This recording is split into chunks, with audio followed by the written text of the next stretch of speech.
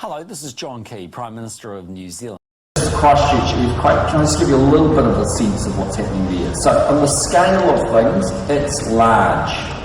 So just to give you a bit of perspective, it's probably about $20 to $25 billion worth of rebuild cost.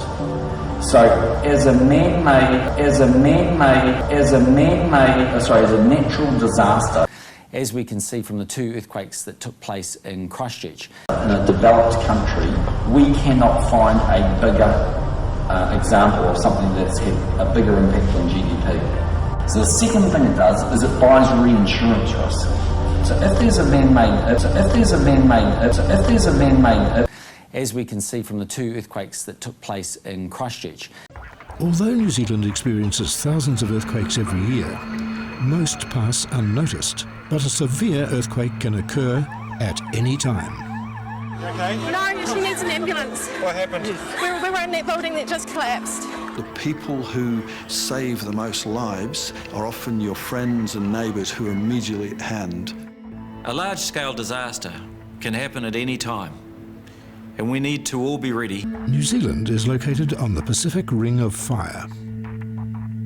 The land area of New Zealand sits on both the Australian and the Pacific tectonic plates. Records show that New Zealand is prone to geological upheaval. It's easy to overlook the impact that can result.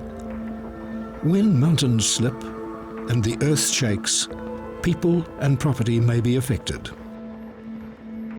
There has been a lot of talk about the Christchurch quakes, and many suspicions point towards a man-made disaster.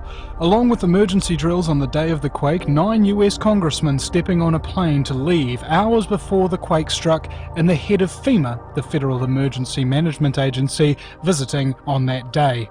Those are the facts. Here is the theory. According to Benjamin Fulford, both the Japanese and New Zealand governments were threatened with earthquake weapons by the US before they each suffered catastrophic disaster. The allegation from Fulford is the US is preparing for major domestic unrest and wishes to use New Zealand's South Island to settle some 1 million refugees. I think that the media is just plain old conflict today.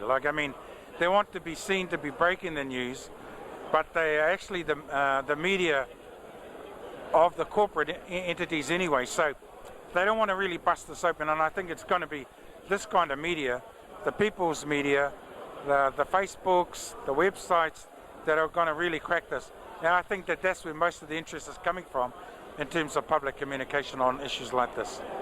And any final message for your supporters, Mr. Harawira? Well, not just for my supporters, but for New Zealanders generally. If you value your security, if you value your safety, don't let John Key say, let's put it in the hands of the Americans. Let's keep it in our own hands and tell John Key, you fuck off, mate. Couldn't have said it better myself. Thank you for your time. Thank you, mate.